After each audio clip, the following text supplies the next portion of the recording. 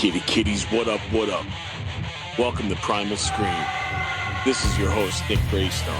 For the next hour, we're going to talk about fantasy, reality, and everything in between. Let's go. Hey, kitty kitties, what up, what up? Welcome to Primal Scream. What's up, kitty kitties? How you doing? Nick Graystone back into his house. Oh, I am so happy that I'm here because I had such a weird couple of days, but some very fun and interesting couple of days. I guess it's normal for me.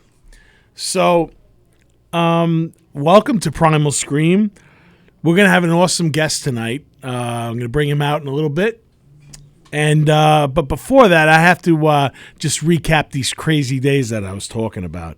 So this past weekend, I went back to Jason's Woods with Demon Scar and Sharp Violet and Steven the Not Steves, and we went for our annual October visit to play the awesome Jason's Woods in Lancaster, Pennsylvania. This one was a little bit different because we were filming a scene or a couple of scenes for an upcoming, I've been talking about it, the upcoming trauma film, Sweetmeats. So I'm going to play a little video, and we'll discuss it after the video. But without any further ado, here is that video. Camera rolling. Action and spray. Ah! Ah!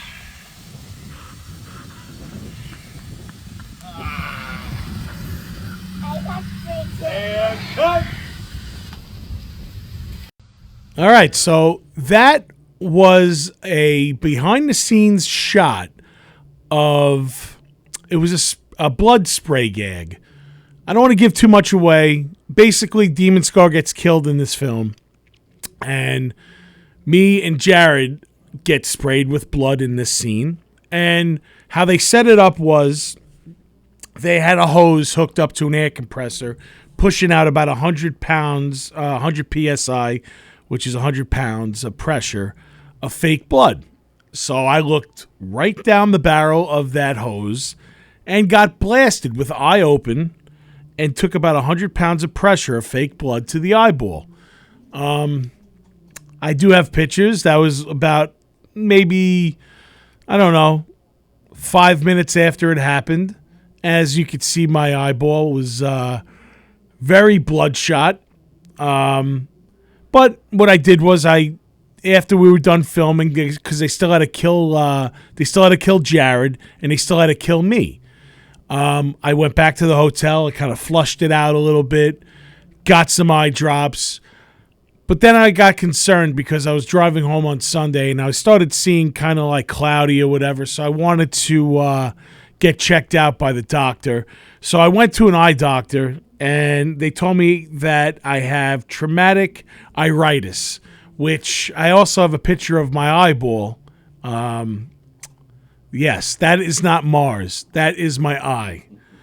But I've never even been to Mars. Well, Mars came into my eye, and it was pretty insane. The doctor told me, Dr. Tongue, I stick my tongue out right at you. He was great. But he also told me that any more pressure, I probably would have lost the eye. And I bursted a bunch of vessels in it, and he gave me this little serum that I've been putting in my eyeball every 4 times a day. And for the most part, I don't know if you guys could see, but the eye is clearing up pretty good. You know, it's still remnants of it. He says it's going to probably be like 2 weeks before it's fully clear. But yes, I have now added stuntman to my resume for Sweetmeats, the trauma film, which is awesome because, you know what? 10 out of 10 times, I'll do the stunt again. I want to be known as an actor, a producer, a musician, and now a stuntman. Jack of all trades, jack off of all trades, whatever you want to call me. Armchair detective, the whole shit. So yeah, so that was kind of cool. But as you saw in the video, I took it like a champ, and like I said, 10 out of 10 times, I'm going to do it again. One of my favorite stuntmen of all time, Kane Hodder, burned 60% of his body during a crazy stunt gone wrong back in the day. And, you know, he went on to play Jason 4 times, and we'll be talking about Kane in a little bit with our guest, so I really don't want to do, you guys know I love that guy. So anyway, yeah, so that was that. Moving forward now from then, on Sunday, I passed down the torch and I brought little Zozo to Schmidt's Farm for the annual Scarefest. And let me just say that this kid was awesome. She got all dressed up with her daddy. It was a proud daddy moment. We were in the same room in the slaughterhouse. And, yeah, she was a little nervous going in, but within 5 minutes, she told me to get into my place and that she was good. And she proceeded to creep the shit out of most of the people that walked through. I guess people just can't deal with little kids and like being creepy. And she was awesome. You know, she was jumping up on the table, screaming at people, singing nursery rhymes. And like I said, you know, I have such good faith in Zoe that she's going to be successful in anything she does. And that's just not me saying that my kid's the greatest, because I know all parents have that. But, yeah, my kid is the greatest. And I love that I'm able to share my happy place with her. And she was amazing. You know, everyone coming up to me saying how awesome she did. And like I said, I couldn't be more proud of her. And she's already begging me to do it again. So hopefully, I don't know, maybe by the end of the season I could bring her in another time. But I know that she's welcome back, as, you know, everyone over there wants to see her do it again. So what is that? Is that a foot? What is yes, that? Yeah, it was a fake foot. And she was picking it up. There was also a severed head. And she was just using all the gags and stuff that were around. That's awesome. Standing up on the table and screaming, "Die, die, die!" She was yelling this for a few times, and then like there was a little lull, because what happens is at Schmidt's, once it gets a little busy in there, it's kind of like a conga line. A lot of people lined up and they're going through. So I went up to her. I'm like, "Zozo, so what, you're saying die, die? What's that all about?" And she's like, "Oh, I got that from Friday the 13th Part 4. You know, Daddy, when Corey Feldman is doing it." And I'm like, holy shit, me and my kid are talking my language. She is telling me she got influenced by a movie that I've been watching my whole life. So, like, it was so awesome. I teared up. Well, I was, out of that one eye, I was already tearing, but, you know, the other eye, the functioning eye, was working. But, yeah, it was pretty awesome. So, today, I went into New York, to New York Comic-Con. Now, usually I'm a horror con guy, and I don't go to New York Comic-Con. It's just not my scene. I'm not putting anybody down that goes there, because I'm a horror nerd. They're comic book nerds, Star Trek nerds, whatever the fuck kind of nerds. We're all nerds in our own sense. But like I said, it's just not my thing. But I did want to go there. I've met Tim Curry before, but my main draw was Susan Sarandon, and I was able to meet both of them today. We did a photo op together, and it was bittersweet to see Tim Curry again. I've met him before. You know, he's in, from the picture, it looks like he's in terrible shape. And yeah, I mean, he did have a stroke, but he's out there, you know, meeting fans, and he's still charming as hell. I mean, he's Tim Curry, you know, so it was awesome to have that interaction. And, you know, Susan Sarandon gets a bad rap. She's outspoken, you know. She became kind of like a political asshole, if you will, in the last decade or so. So I was kind of nervous on meeting her, but all I have to say is that she was absolutely sweet, and she is still beautiful. Like, that's exactly what I said to her. When I first walked in, I was like, "Susan, I just have to tell you, you're just as beautiful as you were as the day that I fell in love with you when I was a kid." And she's like, honey, I wish I can hear that all the time. And I'm like, well, if you want me around all the time, I could, no problems giving you compliments and stuff. And she's like, you're too sweet. So she asked if I wanted her to sign my name to like what I had signed. I gave her a poster from Rocky Horror. And I said, no, one day I'm going to pass this down to my kid, and I don't want her to have 100 autographs with the name Nick on it. And she's like, oh, so how old's your daughter? So I'm like, oh, she's going to be 9. So she's like, so I want to know, like, when's a good time to show a Rocky Horror? So I was like, well, I already showed her Rocky Horror a couple times. She's actually seen shadow casts of it, and she knows the songs and everything. Some of the stuff goes over her head, and she's like, wow. And I'm like, well, I was, probably around the same age when I saw it, so she was ready to see it.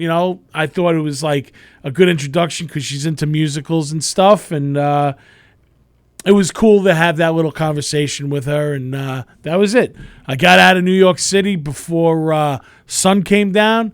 I did the other crime podcast before with Christine, and now I'm back doing Primal Scream. So, yeah, like I said, it was a quick wrap-up for what I did the last couple of days. I'm happy I still have the eye. But I want to bring on my guest. Is he on yet? No. Wow. Did he stand me up? Let me see where he is right now. I'm going to hit him up. It's Peter Anthony. He is a actor, director, stuntman. He has a couple of different films that he's been working with several alumni guests through the Friday the 13th franchise. Let me see what's going on over here. You want to do the song and then? Yeah? You want to do that and then you can try and track him down while the song's on? Yeah, that's a good idea. All right, so you know what I'm going to do is, while I try to track down Peter Anthony, I am going to put on a song right now by one of my friends, Ricky Rochelle. He's in a band called the New Rochelles, and they're a Long Island outfit. And this song is called Breezy. And here you go. We'll talk about it when we come back. This is Breezy by the New Rochelles.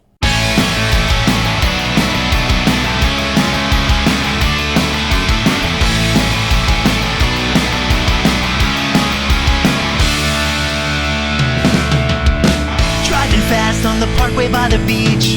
That's how I know you're not far out of reach. Eating donuts near the lighthouse that blinks. When I drop you off at home it really stinks. And it's breezy when the wind blows you to me. Breezy, let the wind blow you to me. Know you like me but you're playing hard to get. On a Friday night I get kinda upset, but now you're saying all the right things. I can't wait for what tomorrow brings. And it's breezy when the wind blows you to me. Breezy, let the wind blow you to me. The air is still tonight. I'm lonely when the clock strikes midnight. I wanna be caught in your breeze, yeah. You make me come alive. Never again will I go inside. Eternally feeling your breeze. I'm stupid cause I told you your appeal. Gotta find out if it's truly real. I see this happen again and again. Maybe you're the one who'll make it till the end. And it's breezy when the wind blows you to me. Breezy, let the wind blow you to me. Breezy when the wind blows you to me. Breezy, let the wind blow you to me.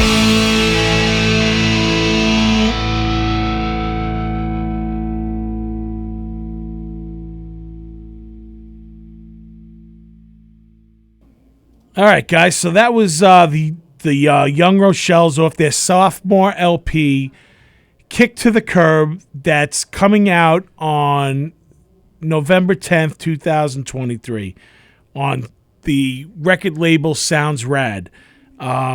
Ricky Rochelle is the drummer and the vocals. Rookie Rochelle is the bassist, and Rocky Rochelle is the guitar and backup vocals. It was recorded at Tomato Farm Studio in Freeport, New York, produced and engineered and mixed by Craig Tamayo, and mastered by Justin Perkins at Mystery Room Mastering. So definitely check out the Young Rochelles and Ricky Rochelle, as they are on Spotify, Bandcamp. They're on Facebook and Instagram. The link for the band is at the Young Rochelles, and Ricky Rochelle is at Ricky Rochelle, and that's ROCHELLE. All right. We're still trying to get Peter on right now. Tony, if we're able to call him on the phone, or he could call into the studio. Yeah, let's text me his number. We'll call him. Yeah? But I'd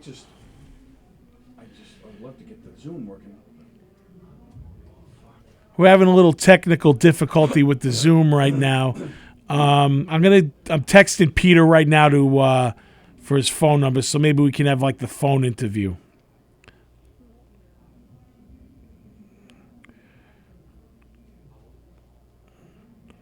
Sorry for the delay, guys. It's all good. So,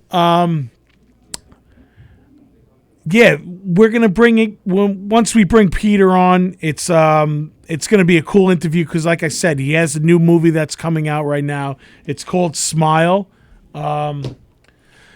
It's an Indiegogo funded film, and it's pretty cool. He does have a bunch of different stars that are going to be in the movie. He's also looking for new actors too. He has a post out about it, and also this other movie that I just watched of his, Roseblood. It's a Friday the 13th fan film, so it's going to be pretty cool when we talk to him about it, because a lot of fan films, just from my perspective, when they put them out, I'm not putting down anybody. The quality of the film is not good, but that's not the case with these. You know, they're done very well. It's really it really boils down to three key elements for a fan film to work. You know, you have to have the good acting in it. You have to have a strong storyline, and I feel like the music also that is in the film is the driving force. Some of these movies actually hire some of the original composers, and that's like, I feel like that puts you miles down the road as far as quality in a film when you have somebody that is a seasoned vet like that could write a score to a movie, that can drive a movie, you know, like Harry Manfredi and and Carpenter. Like, you know, I talk about John Carpenter all the time. Try watching Halloween without that score. The movie's not the same, you know. Same thing with Friday the 13th. Like, those movies, like all those movies have amazing score. It keeps the suspense going on, and that's how I felt when I watched this movie, Roseblood. It stars Lar Park Lincoln from Friday the 13th Part 7, and also Terry Kaiser, who also is in a cult classic film, Weekend at Bernie's. He plays actually Bernie Lomax. But he was also in, he was with Lar in Friday the 13th Part 7. So they bring back those characters, and it's kind of cool that they extend that storyline. So Tony's working on this right now to get Peter to come onto the show.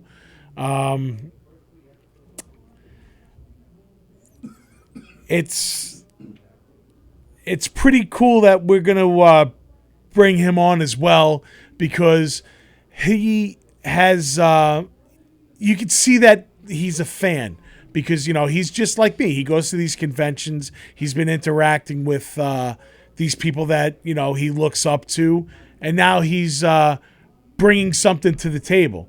And that's something that, like, you know, personally for me, that's something that I want to do. You know, I've always wanted to bring out what I have to show, as far as, you know, me going to support them all these years.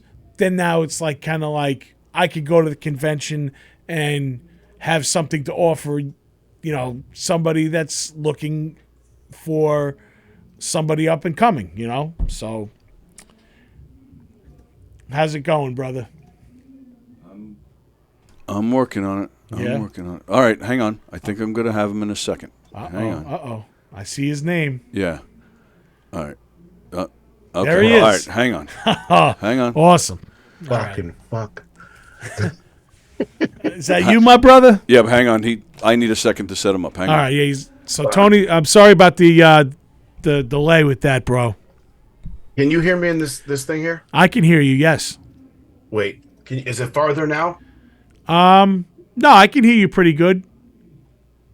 I can't hear you. You can? I'm gonna have to go back to my mic thing for some weird reason. Let me try this here. Yeah, I can hear you. I could see you. You just had up a screen. Yeah, no, it's not working. It's pissing me the fuck off, bro. So I'm just gonna go with a regular mic and this shit. Now I don't see you on TV no more, though. Did you see me for a second? Yep. You see me now? Hold on. Now I got you. Okay. There's two of me on here. Really? Double the pleasure. Yeah. I think I'm seeing Recording in progress. Uh-oh. what you're. Don't worry about putting that. out, Keep right? going. Yep. You're good. We're good? Yep. You can hear me? I can hear you? Yeah. Well, just so you know, you're showing two of me on your screen. No, we're not seeing that, so don't worry. No, we're not Okay. seeing that. You're seeing that. Weird. All right. All right, dude. Thanks for coming on, man. This is awesome.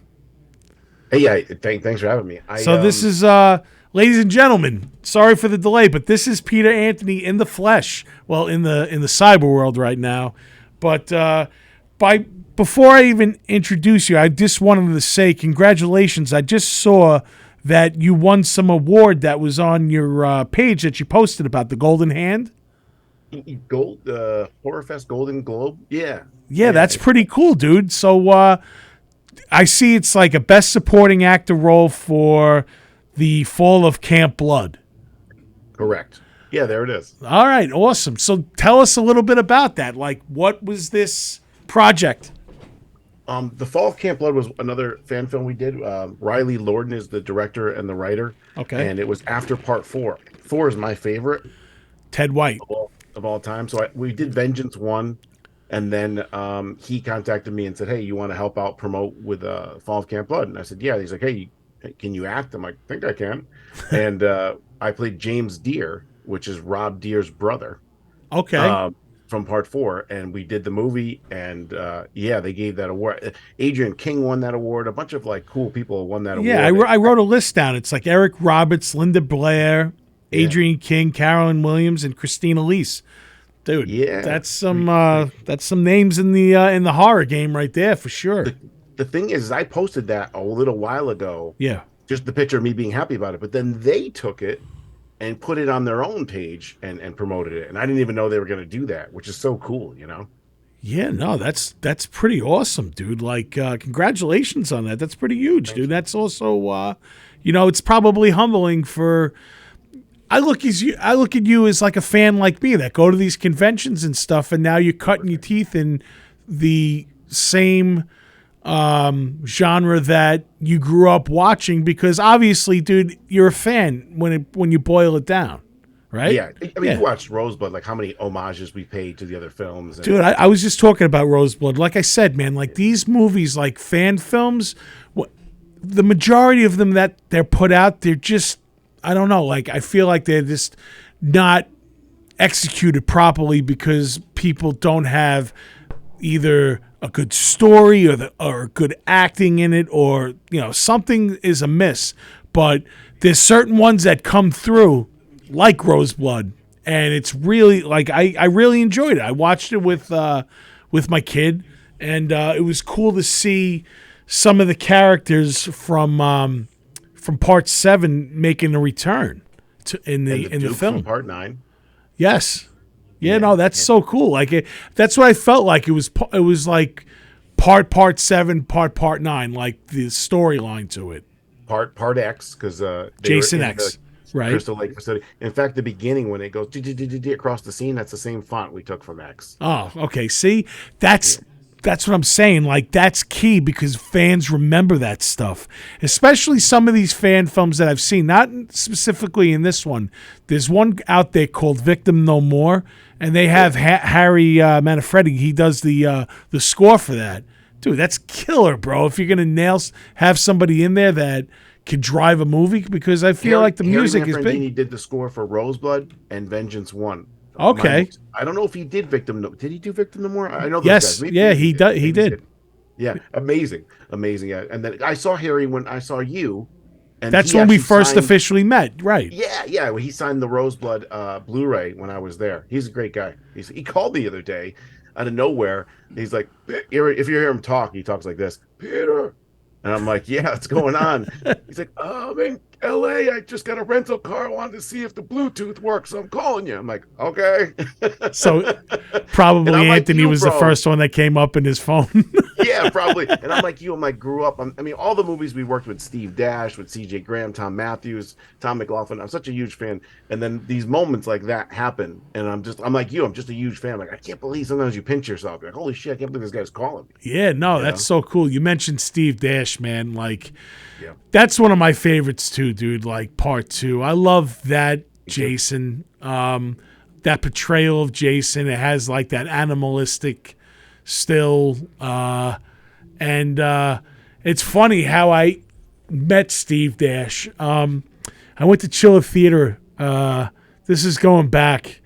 It's got to be like 15 years ago. And Ted White was there and Ken Kerslinger as well.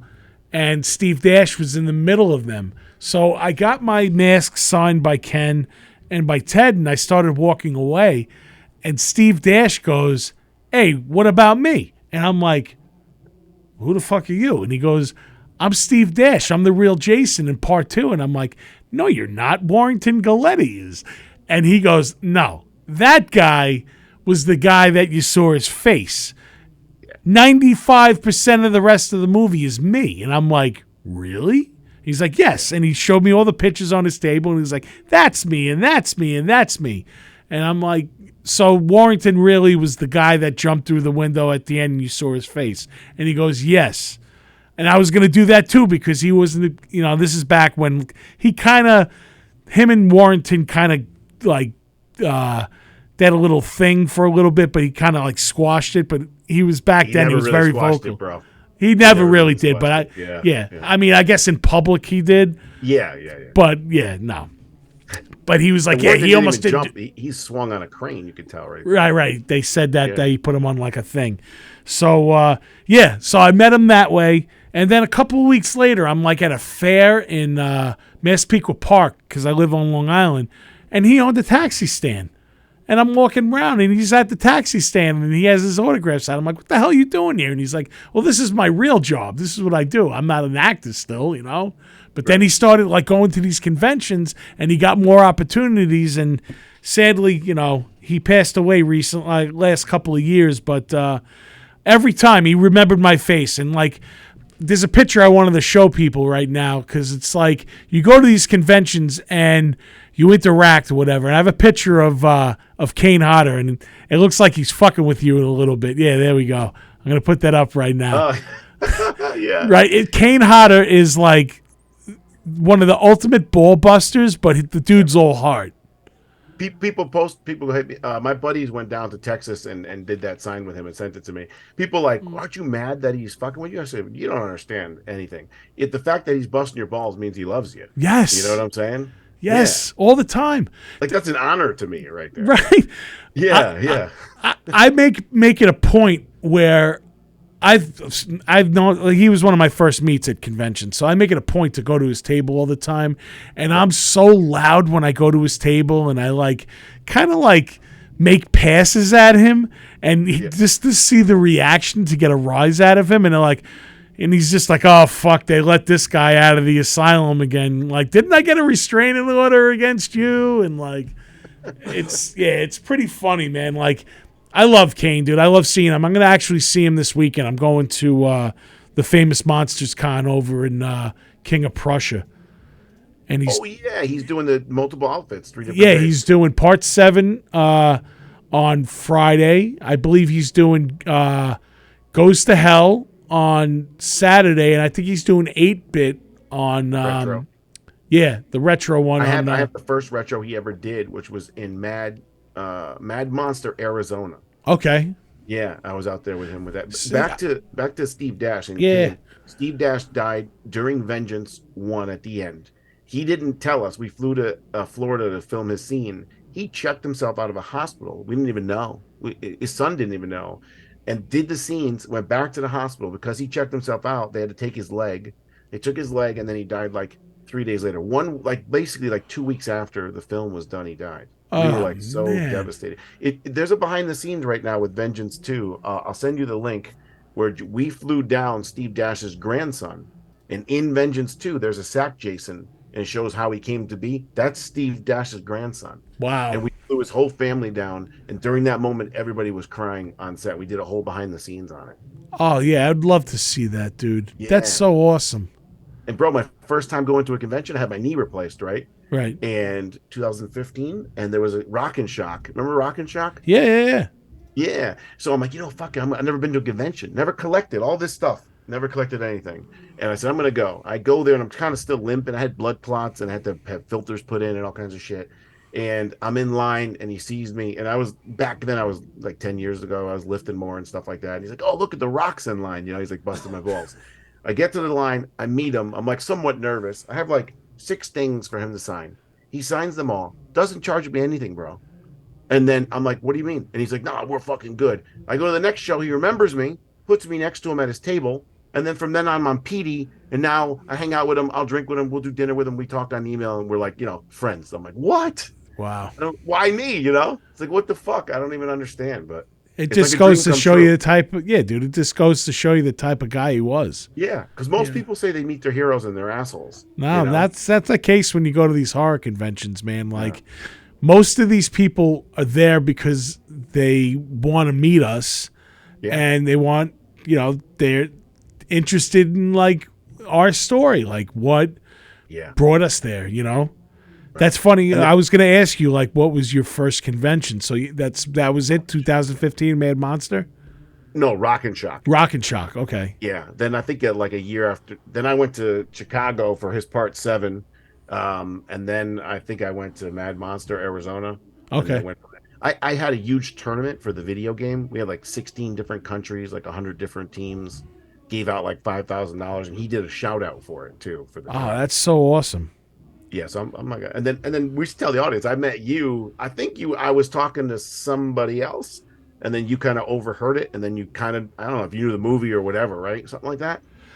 When we met. Yeah, you were on my radar because of the fight scene that you had with Jason Brooks in the first film. Yeah. So I knew of you, and then I'm like, yeah, it's got to be the same guy, because there's you look just like, like. Yeah. But that's cool, dude. Discuss that a little bit. That fight scene with Jason, man. That was like that was pretty awesome. Yeah, I love the Rosebud. Yeah. So, long story short, I was part of another film I was marketing. Jason Brooks saw the marketing there, brought me on board. It was actually called Mythos at one point, and then we changed it to Vengeance. Long story short, 61 days later, he raised like 50 grand. Yeah, there's the picture there. And we were trying to get Kane hotter for that scene, and Kane won't do a non-SAG film.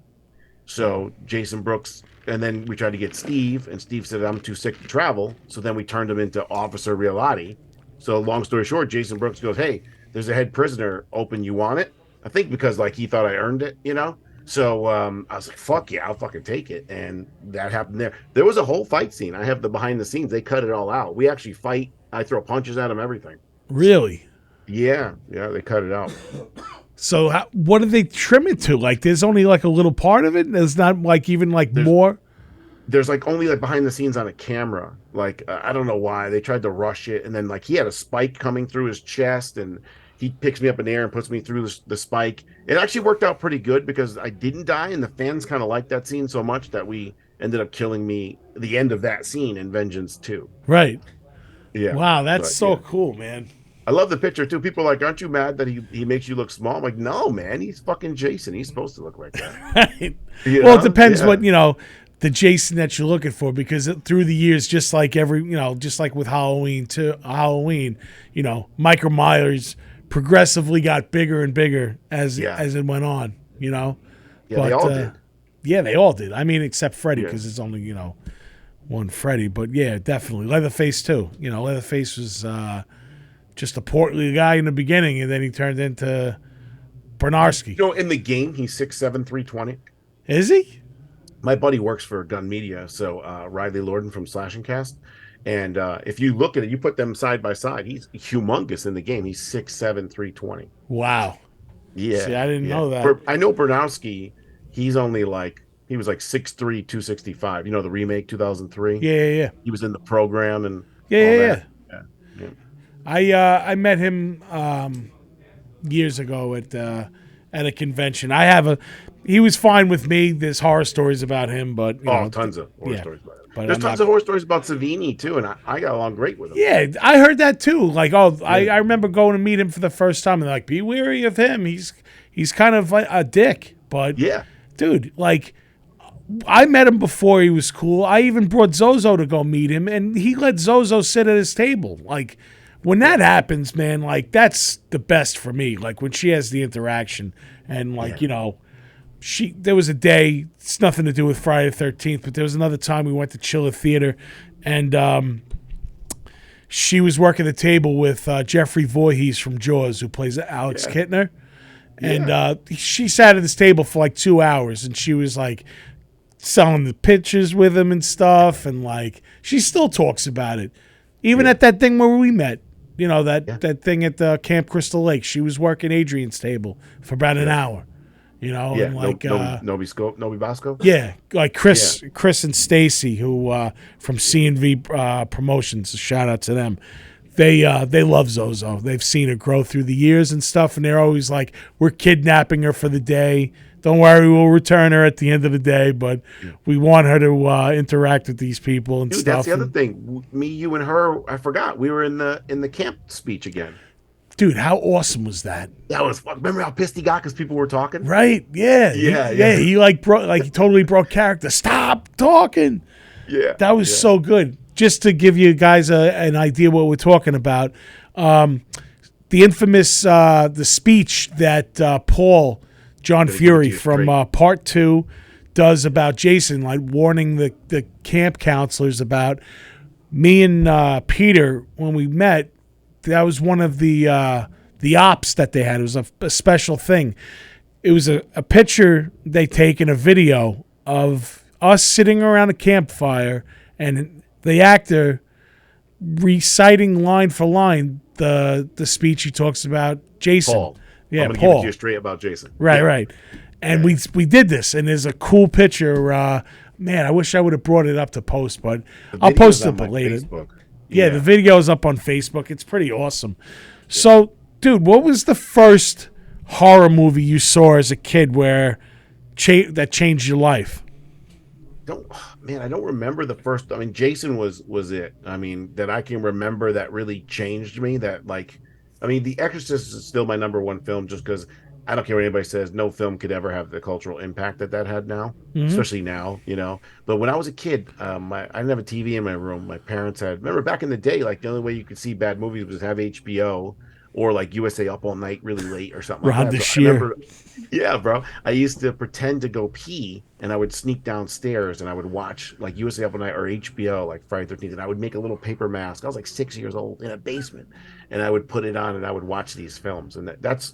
And I tell people all the time, I know you agree, back in the day, that wasn't cool. Today, it's kind of sexy to be a horror fan and stuff. It's a cool thing. Back in the day, our parents, when they were like that, you were a weirdo. You know Absolutely. What I'm saying?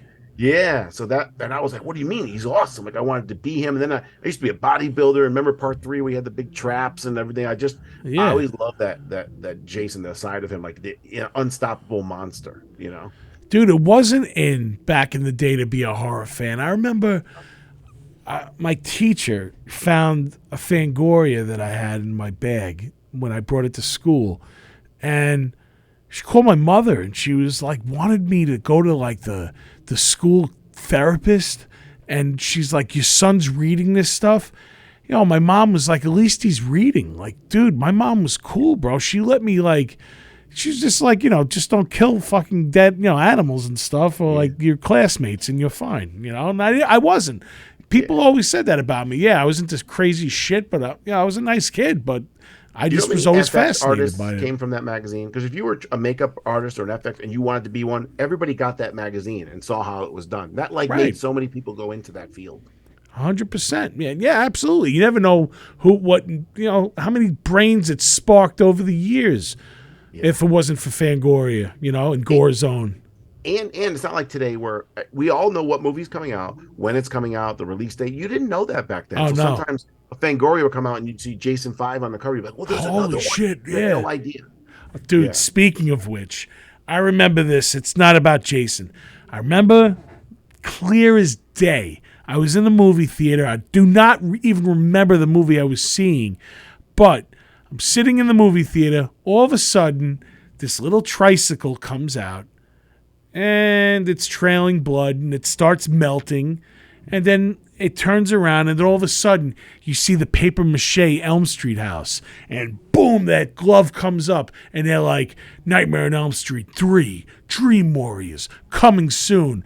I fucking lost my shit. I'm like, no way. I'm like, fucking Friday, like a new fucking Freddy movie coming out. Dad, when's it coming out? Like, losing it. That was just how it was. These kids these days are so spoiled with the shit that they see everything before the movie comes out. Bro, remember like during that period, literally every month we got another Freddy, another Jason, another Michael, another fucking Chucky, another fucking Pinhead, and that they just rolled out with classic after fucking classic back then.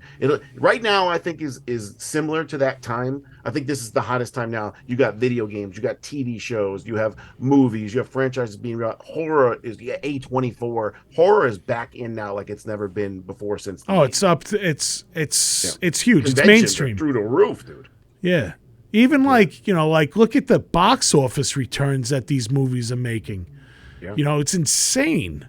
Talk to Me, like little YouTubers. I still have not seen Talk to Me, and everyone's telling me that it was good. Movie of the year. Really? Movie of the year. It's a horror movie of the year for sure. I have to go. I definitely have to go check that out. You saw The Exorcist last week, right? Yes. You weren't into it. No. You? Yes, I liked it.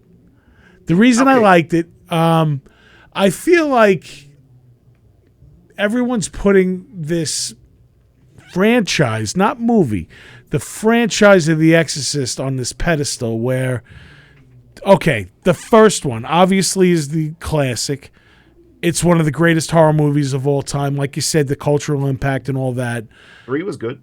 3 was really good. Really good. Yeah. I wasn't a fan really of the prequels, and Part 2 is a fucking mess. My God. It's a disaster.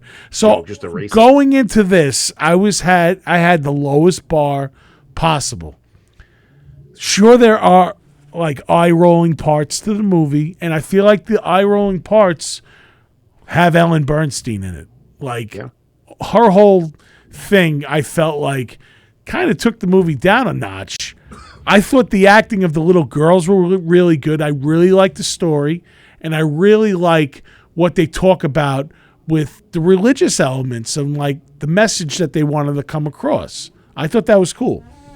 Here's my take on it. So first of all, the first half or first act or two, I thought was great. Like you really were scared when the girls were lost. I love that whole angle. Everyone's been a parent, and you're like, oh, my child's lost. What the hell am I gonna do? Right. That whole thing worked. What they were doing out there, they kind of hid. You're like, okay, maybe we don't know. Then once they find him, I thought that scene was great. They had to, violate her to make sure she wasn't raped, and that made sense because they didn't know where they were, and all that stuff happening. They were building that so good. I thought the father, by the way, was the best actor by far. He was great.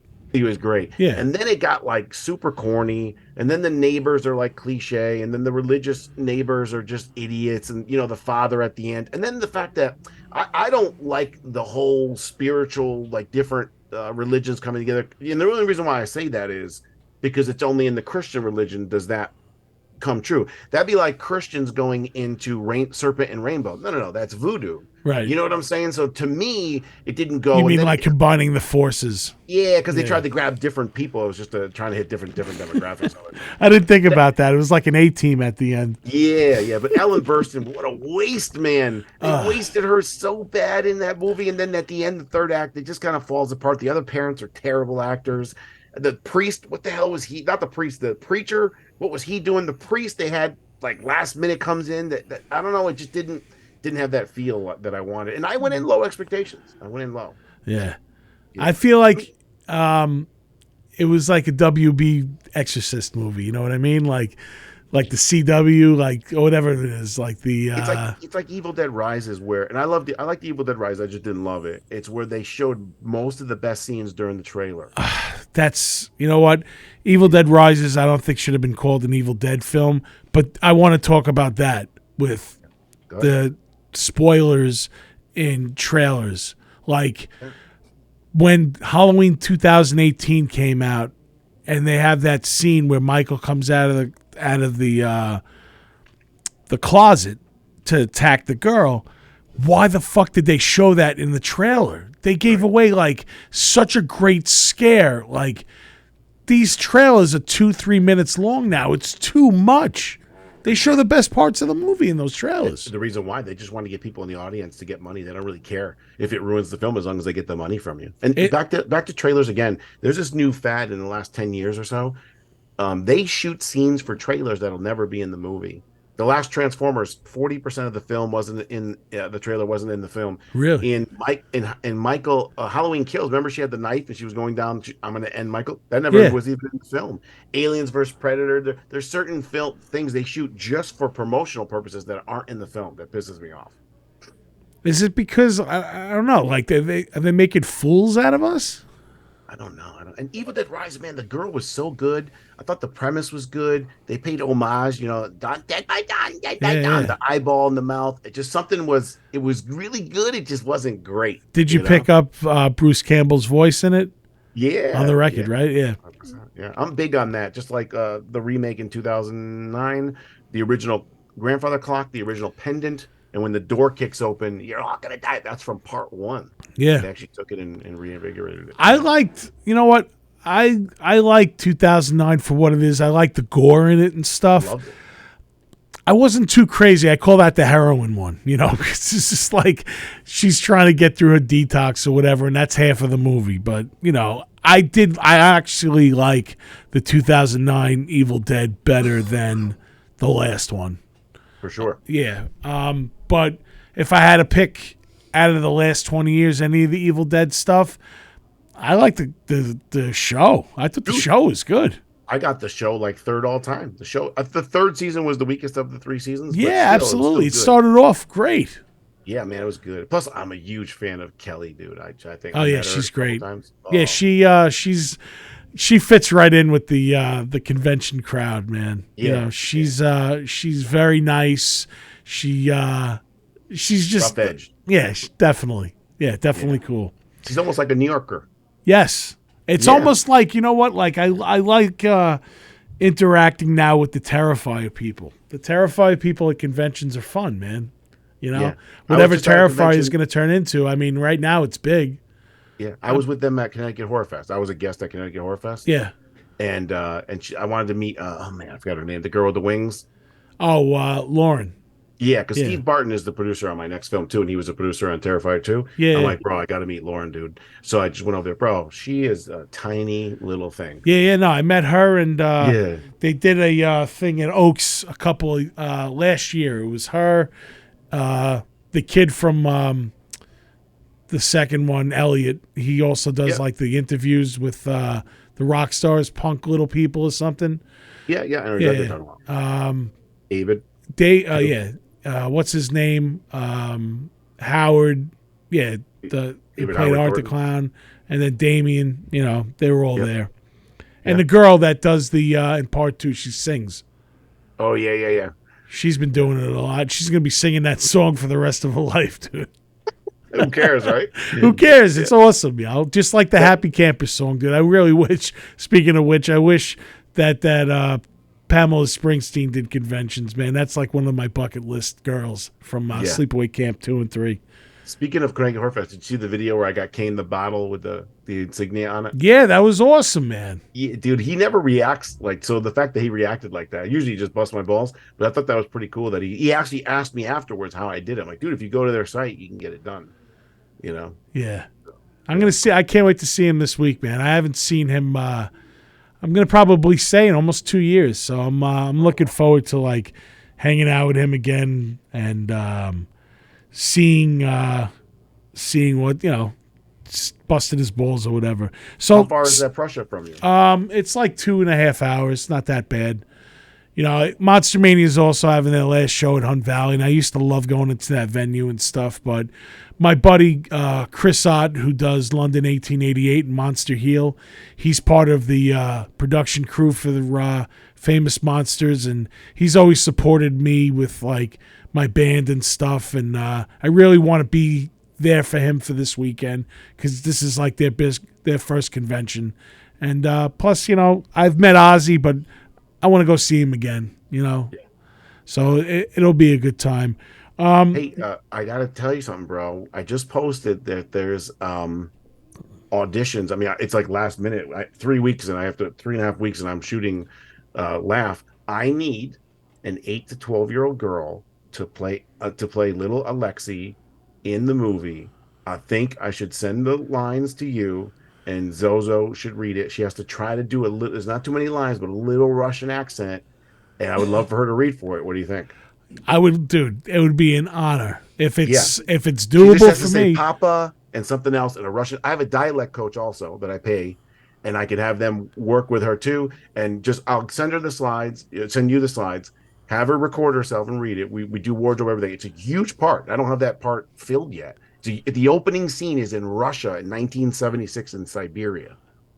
Really? And yeah, dude, it is a very powerful scene. And the guy was taken over by the clown. He's got like half his face burnt off in his eye, and the KGB is in there. It's a great. I have all the KGB outfits, and it's a phenomenal scene. I just need a Russian girl to say like, "I'm scared." I forgot the lines, and like, "Papa, no." And it's in the movie. I think she'd be perfect for it because she's a little sassy thing. Yeah, she is, man. She's a little firecracker. Yeah, dude. I would love that, man. That would be awesome. What would you say in 3 weeks? It's November 6th. Is that Monday, November 6th in Wallingford, Connecticut? So New Haven. Okay, let me. Send it to me. I'll talk to her mom. I know they're going away the end of October, but I think she should be back for that. And if she is, I will definitely. And if I'm sure she'll nail it. I have no doubt that she would. So yeah, that'd be so great to get her involved. See, it sucks, bro. For us, is that when we were that age, we didn't have anything like this. No. I don't know how old are you, if you don't mind me asking. I'm gonna be 46 in December. I'm 47. All right. So yeah, we're the same, man. We're the same. Yeah, that's awesome. So speaking of for Smile, Laugh. Okay, so talk about Laugh, man. Like, what's this about? So Laugh is man, there's so many things. It's hard to like get into it. Basically, it's a demonic entity, right? He looks different every time. So sometimes he looks like a clown. Sometimes he looks like different versions of that clown. And that's Terry Kaiser from Weekend at Bernie's, also Roseblood. Awesome. And it's a long story short. I play a guy who was in Afghanistan, who's a war hero, and it's a descent into madness. And there's so many things going on. It's really hard to explain, but he basically has here. So my stepson was taken from me, meaning like he's still alive, but his mother took him, and she's a drug addict, and I don't see him. It's a big, sad part of my life. And it's in this movie, he has a son who eventually is really taken from him. And there's a descent into madness, and there's so much around it.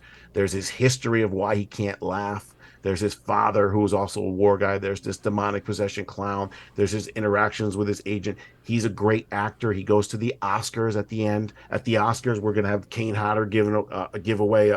They're giving a Lifetime Achievement Award to Kane Hodder. So like this huge scope of film, that we're trying to make this really, really big, go to the movie theaters, everything. So there's so much more. If I get excited, I'll tell you like a scene. It'll take like 20 minutes. Wow! But it's a descent into madness, and it really hits home with like the human condition, and everybody I think can relate to it. There's beautiful totally, scenes. dude. We have a club scene that, hundreds of people in the club, and then there's a play on stage. You ever been to like a really nice New York club and they'll do like a stage play, like a not a stage play, but like a performance at midnight, you know? Yeah, I guess like what, like a Hammerstein Ballroom type, or Yeah, like Webster or even Theater. back in the day, like going to ecstasy clubs and they would Oh do yeah, like Limelight. Yeah, yeah, yes, bro, Factory, all that. yeah. So that kind of show, but there's no words and the music just and the Jason's playing the devil, Jason Brooks, and he meets a girl and he gets married and they have a kid and the kid dies. It's like a parallel to what's going on in this character. While that's happening, he's in the bathroom. While that's happening, Terry's dealing with the clown, kind of like Star Wars, jumping back and forth. That scene is phenomenal. So I'm trying to go like super grand, super big story, a descent into madness that everybody can like follow or make sense. Wow. Yeah, thanks. So it's really a take on mental health as well. Yeah, if you look at that poster, he's at the Oscars. See that? Let me see from over here. So the I two was looking columns at to the right, yeah. yeah, and the audience in the front, he's at the Oscars. Wow. Yeah, and that's him in the military uniform because he was a military hero. Yeah. Wow, that's awesome, dude. Wow, Yeah. that's I like different types of films like this. Like, it's an original idea. I think it's something that more movies should bring light to. When they deal with that, like you said, the human condition. It's also like to talk about mental health, man. It's something that's like relevant. It's a big thing. I just saw a stat. There's 6,000 soldiers that died in war since 9/11. We've lost 6,000 between Iraq, Iran, and Afghanistan, all that shit. Since then, 145,000 have killed themselves. So shit, dude. the world can only take away 6,000 of our soldiers, but we took away 145,000. That's because we couldn't be there for those guys to the capacity that they needed. Yeah, and in a way too. I mean, I'm sure it's happened in World War I and II. You just didn't keep stats or didn't know or whatever. You know what I'm saying? But just you don't come back the same. You don't. You really don't, man. I mean, like, you don't even have to go there. Like, I have people that I know that were here that were on cleanup crew for 9/11, and it's affected them. Like, that's down the block from us. That's like, close to home. It's not over there, like, Even the self-worth of it. And I thought First Blood did a great job of that. When he says, back there, I was driving $1 million machines. I was somebody. Back here, I can't even hold down a goddamn job. It's the same. I think that part of it is huge, too. Almost like an athlete retiring, where you had all this power and all this stuff, and now, like, you could barely get a job at Walmart. I think that's part of it, too. I love the original First Blood. It's not what Rambo turned into, like the big action movie or whatever it turned into, like the franchise. The original First Blood, like, many people don't know about the movie, but there's only one person that's killed in that movie, and it's an accident. Right. And it's not like, and it's his own fault. It's his own fault. You're right. Yeah. It's just, I love Stallone, dude. Like, I praise him, and I feel like that's some of his best acting in that movie. Like the shine box at the end, he tells the story about the shine box. Oh, dude, it's great. Yeah. I saw that way too young. I feel like I couldn't appreciate it as much as I do watching it now, because maybe about a couple of years ago, 2 or 3 years ago, I remember sitting down watching it, and I actually wept at the end of that movie, dude. Like, it hit me. I was like, holy shit. Yeah. It's just we put that in Rosebud. Commandeer to Raven, talk to me, Johnny. Yes. We have that in Rosebud. I put that in there because I love the movie so much. That's so funny. Yeah. It's great that you pay homage to these things, and like it's subliminally put out there, Yeah. And one more thing about Rosebud. At the end, spoiler, he has a face off with Michael, right? Right. If you look at that kills list on the top, Michael was in the film the whole time. So Michael is who killed her parents. Michael is who she manifested. When people are in the room and they first try testing her and you see a knife go through the door, that's Michael's kitchen knife. And the guy goes, he has no face. And the audience think, well, his face got ripped off. No. He has a pale, no face. Then when Rose is drawing, she's drawing Michael with his lapel and everything. So that was her monster the whole time versus Tina's monster. It was a good twist. Now that I tell you and you go back and watch it, you're going to see it. That's so cool. Yeah. So I wanted to like leave it so that you had to watch it a couple times to get it. Some people are like, well, people won't get it. I'm like, I don't care. I want it to be a little different. Well, those are the best movies too. That if it's put out in front of you, and then you watch it for the second time, and you pick up on, it, you're like, oh, all right, here you go. That's what was the original intent or whatever. I still pick up things from The Thing. Dude, I mean, The Thing, man, that's just a cinematic like masterpiece. It really is. And also I feel like Tarantino, a lot of it in The Hateful Eight. Yeah, you could see elements of The Thing in that.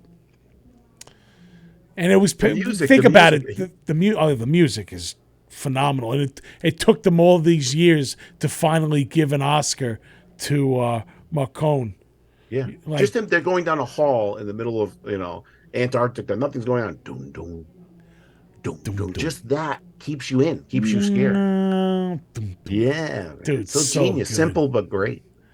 And think about it, like when that first came out, the critics shit all over that movie. Lost money, everything. And then it became a cult classic, and it's one of the greatest. I feel it's one of the greatest sci-fi horror movies ever. Shawshank Redemption lost like half its money too. Unbelievable. Yeah. Oh yeah, here's another picture I'm showing right here. You said part 4 was your favorite, right? Dude, this is so good. I ended up partying with her. We were VIP later, me and Terry, at the Ice Nine Kills concert. She was right next to me. And when I met her, she goes, "You're Peter Anthony." And I'm like, "What?" And she's like, "Yeah." I'm like, you know me? And she's like, "Yeah." I'm like, "Oh my God." So we took that picture. Every time I take a photo picture, I always do different. With Kane, part 8, I made him pick his mask up. I had the little walkie, and I did that. So I asked her if I could stare at her ass. Is that okay? And she could hold the mask because you're supposed to hold the mask.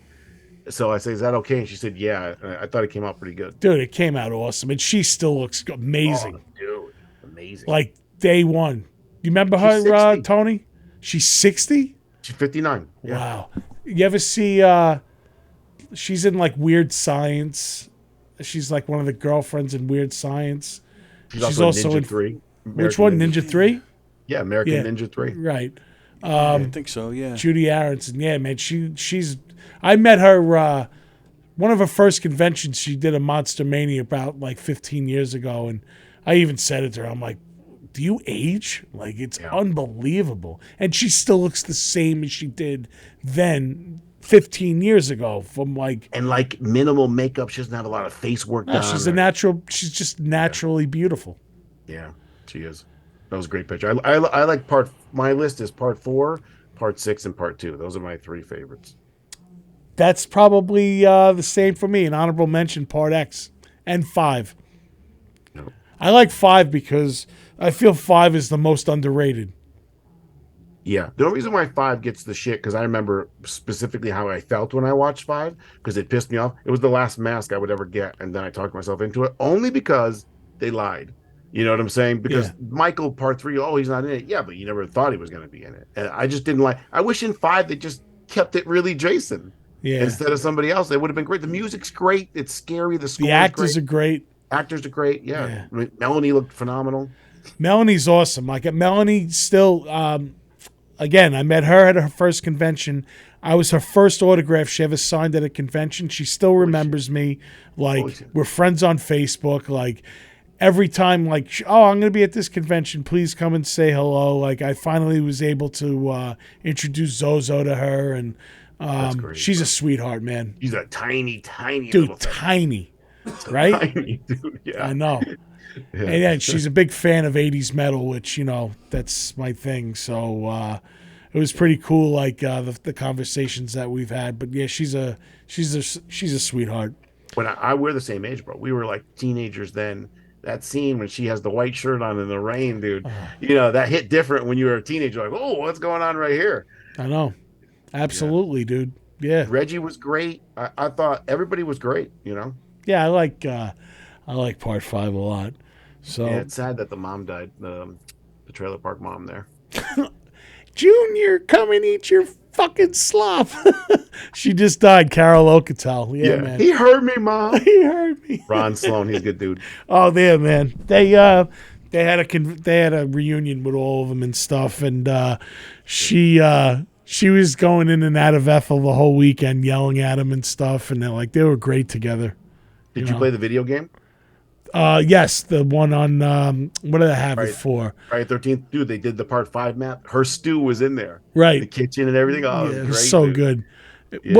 What did I have that on? I had it on because Zozo has it now. Nintendo Switch. Switch, yeah. Yeah, They even had the backhoe there that hits them and everything. They had all that in there. What's the deal with that? They said they're not producing any more of it, or They're not supporting it anymore. Yeah, so some bullshit. Yeah, the end of I think December of this year or something like that. I mean, they had a good run, bro. You know what, 5-6 years? I hope they get their shit together with this whole lawsuit that's going on. I don't know. I haven't heard anything lately, but Well, it's over because they're making the Peacock show. They just Okay. haven't released it because I don't know why, because the strike. I think. because of the strike or whatever. Wow. Imagine now it's going to be held up because of that, because now they backed out of their talks now. Yes. So that's I going to told be people that they're gonna, as much as the studios are pieces of shit. Yeah. And I get it. The actors don't get. So back in the day, you did a show, it played on ABC, you got residuals. right. Well, now these movies stream or go somewhere else, the actors get nothing. But movies don't make money anymore. You know what I'm saying? Like, it's so hard to have a movie blockbuster. So studios are losing, the people are losing. Nobody wants to compromise. That's why the films like for A24, they're coming through, and now A24 just got the rights for Halloween. They have Halloween and F-13, right? Dude, that's Doesn't Miramax have both? crazy. Yes, Yeah, unbelievable. I Imagine know. if they did that. Holy shit! I know. Bring those two together. That'd Bro, be sick. I don't care how bad it is. I'm first in line. No, of course, man. Yeah. Why not? Dude, it's a horror fan's wet dream to have those two franchises in the same That's house. why I did it in Rosebud. I just Right. hey man, it's a fan film. I got to do it. I can get away with it. You never know, man. Maybe you sparked the brain of them.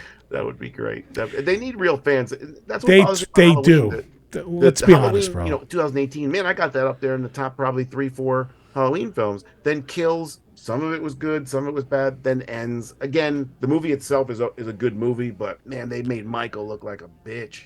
Yeah. Well, you know what, dude? I feel like they were going for a different, kind of like how Halloween 3, they went different route. So I hated it the first time I saw it. But then because of Peacock, I went the first night to see it in the movies on Thursday. And Then I can't watched watch it again on Peacock the next night. And I was like, you know what? This ain't so fucking bad. Now I really like it. I like It's not the bad. elements I mean, of. it's a good film. This is yeah. how I rated it. Overall, as a film, shot, production, sound, acting, I have it as an 8. As a Halloween film, I probably had it at a 5. But here's the truth: as a Michael film, it's got to be a 0 or 1. The fact that the dude, a geeky band kid, goes into his lair and beats him hand to hand and steals his mask. No real Michael fan ever wanted to see that. No. That's the part that really sucked. It made him human. Yeah, when in Kills, he was subhuman. He was about like the first time ever in Kills all the firemen. He shot, he stabbed, he still lived. Like you were going this way with him trajectory, and then you brought him back. I just don't understand. And he was missing fingers. Yeah, it's almost like Ends should have happened in the beginning or in the middle. Yeah. Well, they just shouldn't. I don't know. Maybe make it. I don't know. Maybe it shouldn't have ended like that. I don't know. Yeah, It's Yeah, a no, I shitty got- way to. It's a shitty way to end a big coming so strong with Halloween 18. Yeah. and with the last Jamie Lee Curtis and all that, Oh, dude, I'm so he didn't go pissed to age off. 45. No, I'm so pissed off at her right now for that. You And live Sean right Clark down talked the about it. fucking block, dude. Like John Carpenter came. She could have, you know what? Even if she didn't want to come, make a little video and just be like, listen, I appreciate you guys. I'm sorry I'm not going to make it, but I don't.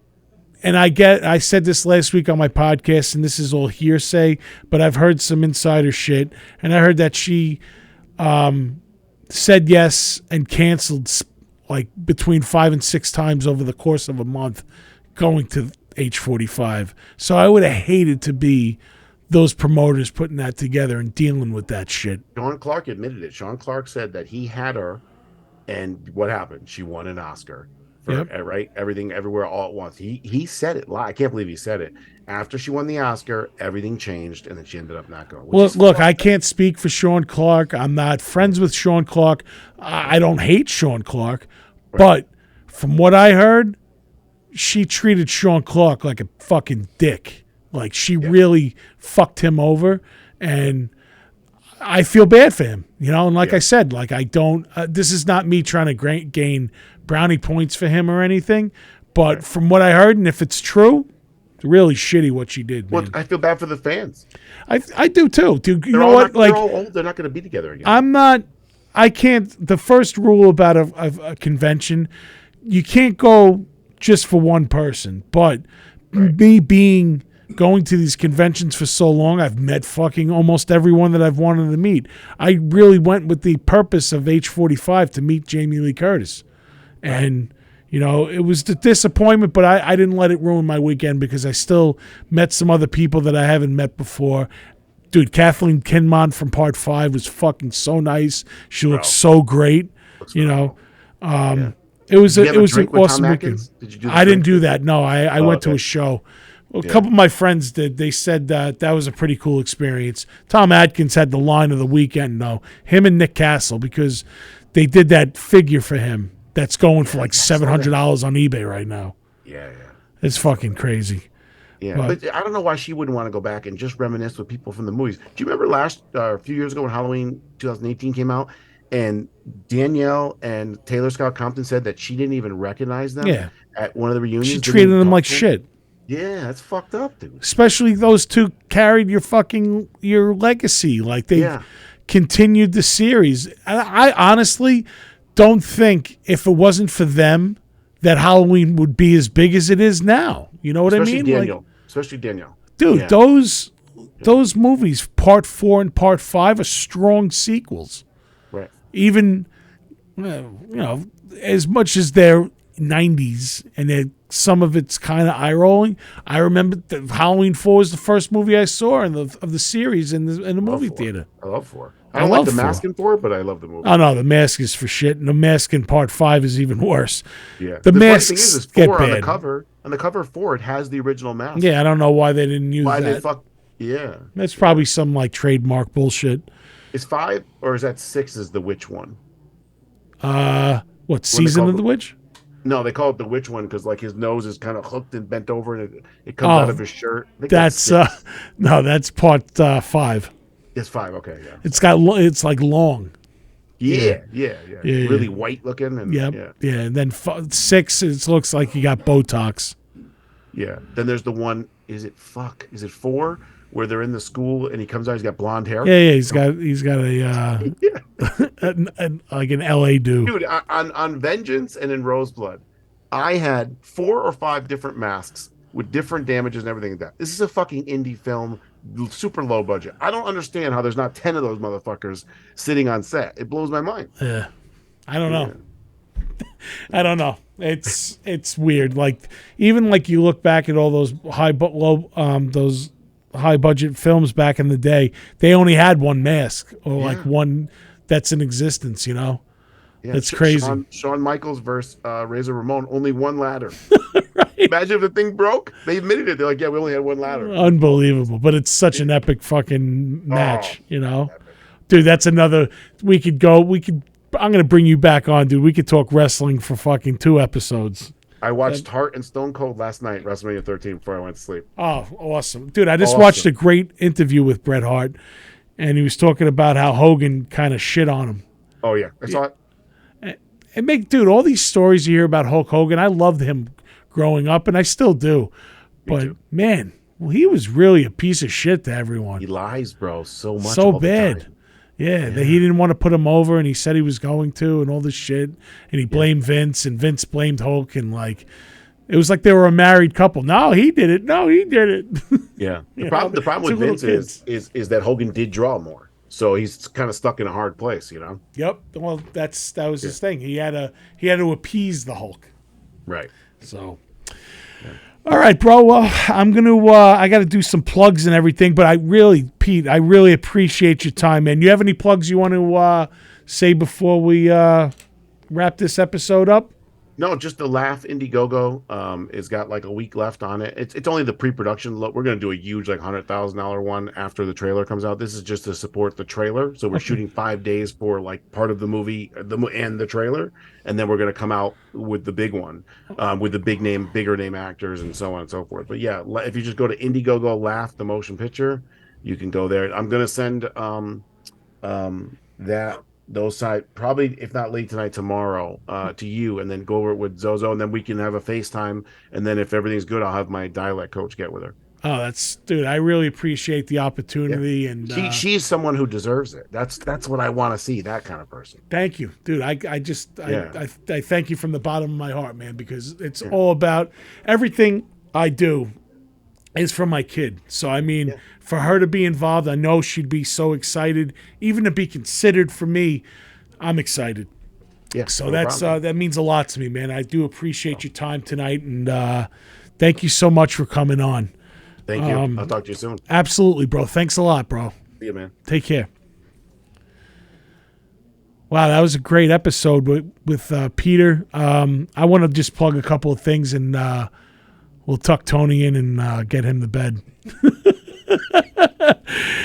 Guys, we have a big cool beer. Mr. Beery's a horror con coming up.